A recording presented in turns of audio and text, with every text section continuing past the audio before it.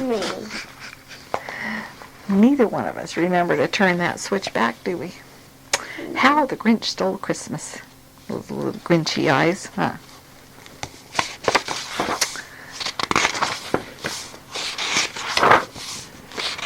Lots of pages to get to the first one, huh? Every Who down in Whoville liked Christmas a lot. But the Grinch, who lived just north of Whoville, did not. The Grinch hated Christmas the whole Christmas season. Now, please don't ask why. No one quite knows the reason. It could be his head wasn't screwed on just right. It could be, perhaps, that his shoes were too tight. But I think that the most likely reason of all may have been that his heart was 2 sizes too small. 2 sizes too small. Yep. Like that big and then that big. Yeah, not big enough. But whatever the reason, his heart or his shoes, he stood there on Christmas Eve hating the Whos, staring down from his cave with a sour, grinchy frown at the warm-lit windows below in their town, for he knew every Who down in Whoville beneath was busy now hanging a mistletoe wreath. And they're hanging their stockings, he snarled with a sneer. Tomorrow is Christmas, it's practically here. Then he growled with his Grinch fingers nervously drumming, I must find some way to stop Christmas from coming, for tomorrow, he knew, all the Who girls and boys would wake bright and early. They'd rush for their toys, and then, oh, the noise, noise, noise, noise. That's one thing he hated, the noise, noise, noise, noise. You get pictures of him playing with stuff. Then the Whos, young and old, would sit down to a feast, and they'd feast, feast, feast, feast. They would feast on Who pudding and rare Who roast beast, which is something the Grinch couldn't stand in the least. And then they'd do something he liked least of all. Every Who down in Whoville, the tall and the small, would stand close together with Christmas bells ringing. They'd stand hand in hand. The Whos would start singing. And they'd sing, and they'd sing, and they'd sing, sing, sing, sing.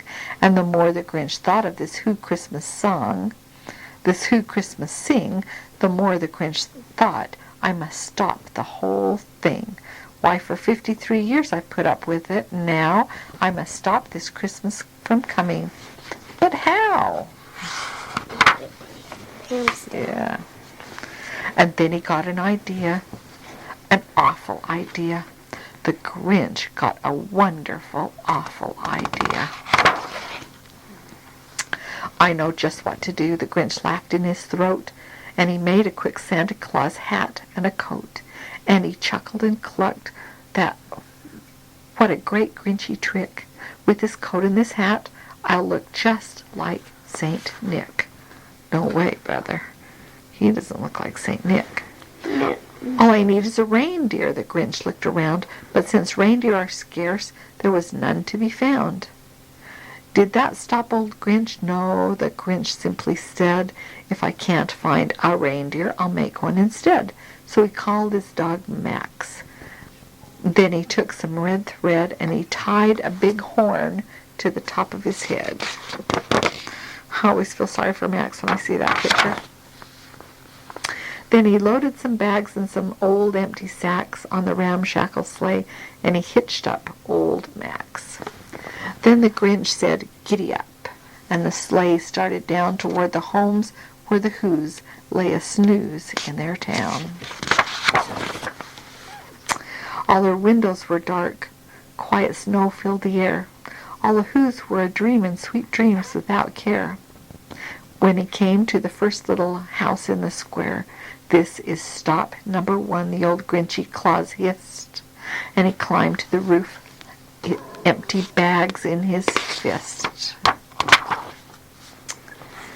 Then he slid down the chimney, a rather tight pinch, But if Santa could do it, then so could the Grinch, and he got stuck only once for a moment or two.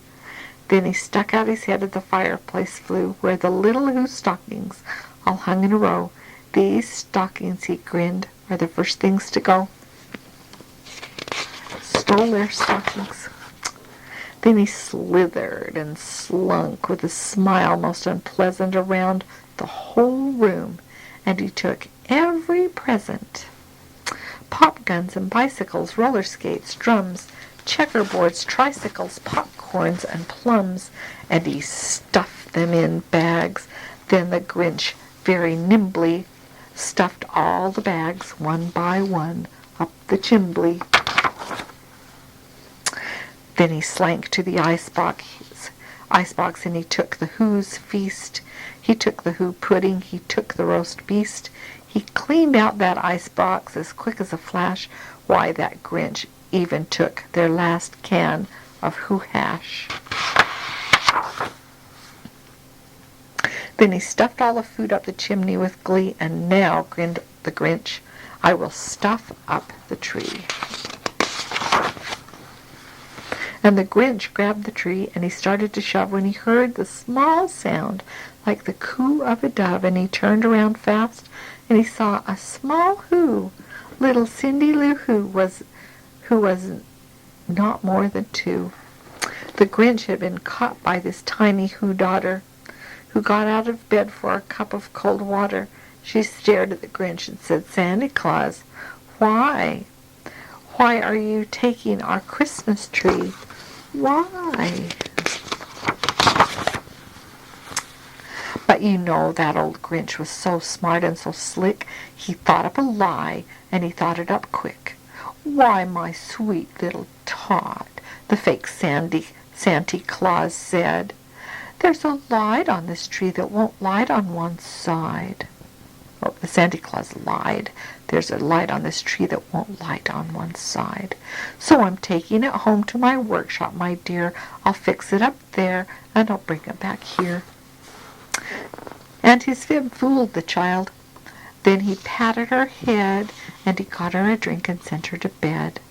And when Cindy Lou Who went to bed with her cup, he went to the chimney and stuffed the tree up. Then the last thing he took was the log for their fire. And when he went up the chimney himself, the old liar, on their walls he left nothing but hooks and some wire, and one little speck of food that he left in the house was a crumb that was even too small for a mouse. Then he did something to the he did the same thing to the other Who's houses, leaving crumbs much too small for the other Who's mouses. It was 1/4 dawn, all the Who's still abed, all the Who's still a snooze when he packed up his sled. Packed it with their presents, the ribbons and wrappings, the tags and the tinsel, the trimmings and trappings. 3,000 feet up the side of Mount Crumpet, he rode with his load to the tip-top to dump it. Pooh-pooh to the Who's, he grinchily humming.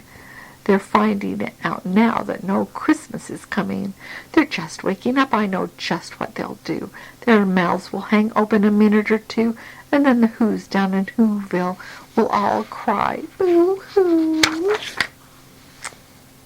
That's a noise, grinned the Grinch, that I simply must hear. So he paused, and the Grinch put his hand to his ear, and he did hear a sound rising over the snow. It sounded in low, and it started to grow. Grow closer, closer, closer. Bigger, bigger, bigger. But the sound wasn't sad. Why, this sound sounded merry. It couldn't be so. But it was merry, very.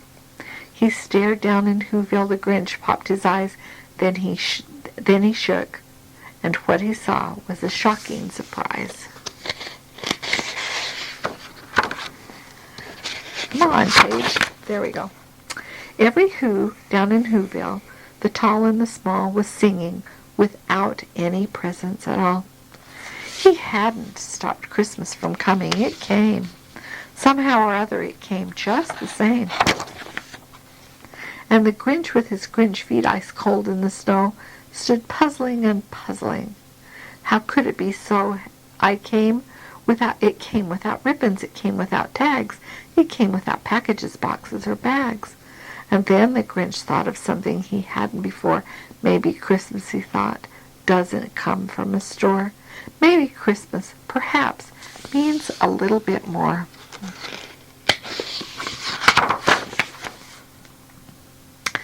And what happened then? Well, in Whoville they say that the Grinch's heart, small heart, grew 3 sizes that day.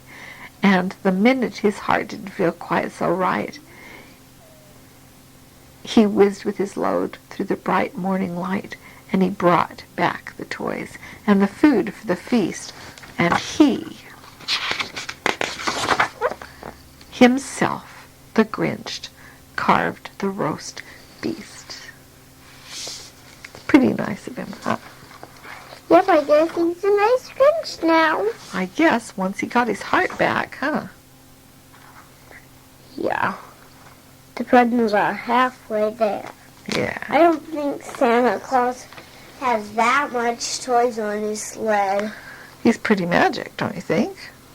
Yeah. Yeah. I think it's a pretty small sled. Yeah. A